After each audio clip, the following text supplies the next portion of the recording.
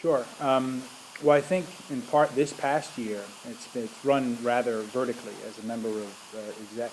I can say that typically the president does delegate responsibility among the exec members, and then the exec members are responsible for carrying out their particular duties.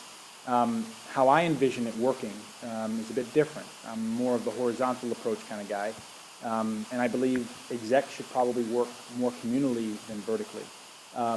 I feel that in part, leadership is very much about empowerment than about taking power. And in part, that allows people to feel a greater sense of connection with the work that they're doing. And so I would feel that a more horizontal structure would probably work best, and that's the type that I would probably institute as president. Yeah, I think a lot of the points you said were very valid and very reasonable. I think in order to make it a more horizontal structure, you have to create a safe space within exec so that individuals amongst exec feel comfortable with each other, because I think it's very important that the exec presents itself in a united front. So I think it's really creating that safe space. No rebuttal. I agree.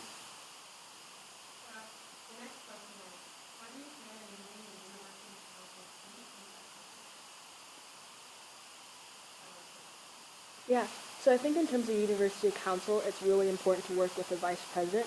I think the best showing from university council happens when the president works closely with the vice president along with the university council seat holders and really takes the time to work things out at the pre-meetings in order to present a coherent, this is the type of thing that we want to advocate for. Yeah, so as vice president this past year, I made a lot of emphasis be on getting the student delegation to talk as a general group of people with maybe not the same interests, but to speak as a more united student body so that our statements to administrators would be much more effectual. As president, yes, you would work with the vice president, but pick your moments carefully is what I would say, because in those instances in which there is a little bit less attention being given to the student perspective, I feel when the UA president speaks, and if you retain that power to speak until that moment, they listen. I've seen many instances in which Abe Sutton, the president this past year, used that power very, very carefully. And when he did talk, he got great responses from administrators. And I think the same process should probably work for the next president. Yeah, I would agree with that. And I guess to further add on to that, I think it's also really important for the president to thoroughly know the needs of all the university council seat holders so that he or she can effectively represent those views.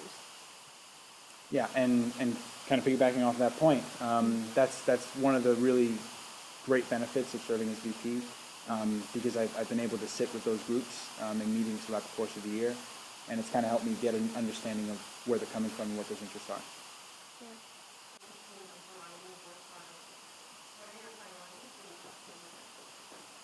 Yeah, so three major things. One is UA engagement, the second is UA culture, and the third, probably most important, is UA advocacy. On the first, engagement, I want to create a liaison system whereby every single UA member is delegated to a different student group or steering group, so that that particular steering member's interests are heard through the UA actively. I think this makes the UA's particular initiatives more relevant to those student groups. In terms of culture, the variety of social events, a variety of community organizing events, service events, and town hall meetings with the entire student body, so that we can not only increase collaboration amongst UA members, but also make that work project outward and get student input. And then third is the last, which is UA advocacy. And that kind of ties in with the first two. Advocacy, in no small part, is directly parallel to the interests of those student groups. So if you know what those interests are, you're better able to make initiatives and argue on behalf of those student groups in front of administrators. And so that advocacy in part comes from that connection that we make with those liaisons. Sure. So I think this is a very important question, and I think that it's really important for the president to know these issues that he or she wants to go in with so that he or she can make effective change. The president only has a year, so I think the president really needs to spend time listening to students' needs.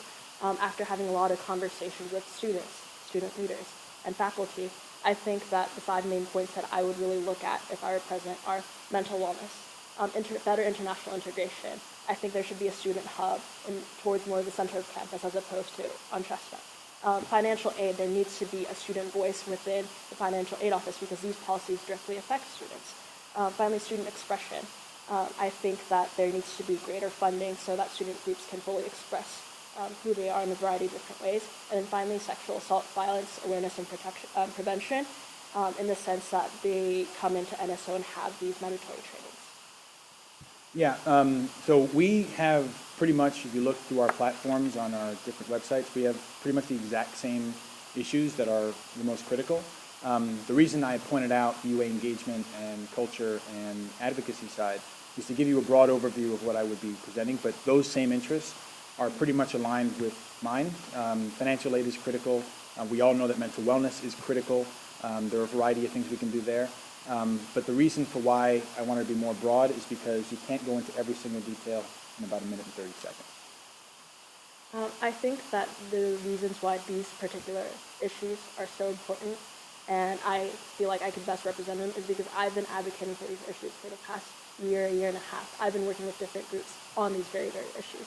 And also to the point about the liaison system, I think it's an awesome idea, but it's been presented before, and I feel like with your role as vice president, you could have instituted that already.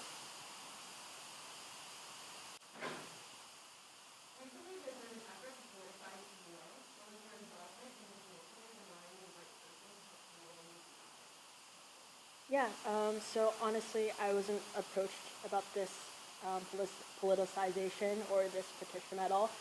I didn't really know much about it. I was instead focusing my attention, leading an initiative in my committee to create an alternate mental wellness guide that involves that by working with university communications and CAPS to better connect students to these resource centers on campus that promote mental wellness and can be centers of support, along with collecting testimonials from these different areas. And I think that's just a testament to the fact that I'm here to do my job effectively. So I have a different story. My particular involvement, while tangent, was important. I was the ranking officer of the group of people who did sign the petition. I signed it for about 10 hours. And I spoke with the UA president before I reneged and took my name off the list for the impeachment. The reason for why I signed it, while I won't disclose the identity of the individual in question, was because I was delivered a letter by a former member of the UA who I love very much, saying that the president had undergone a series of actions that were unbecoming of that particular role and the honor and the privilege that is that role. I felt, in a very emotional sort of sense, that I needed to act, and as a result, I did sign. I signed out of, in part, my own love for this other person and the fact that I felt that my own trust had been betrayed, seeing as if I had worked with this person, the president, for a whole year. But I took my name off as soon as I clarified. But it shows that in very large part, I'm a human being with natural emotions like anyone else.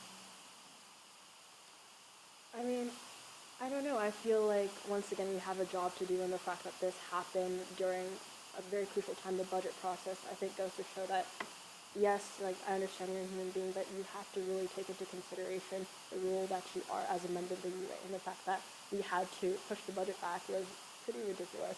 So, I mean, I definitely hear where you're coming from, but I feel that given the politicization of the UA, the fact that I was doing my job speaks volumes.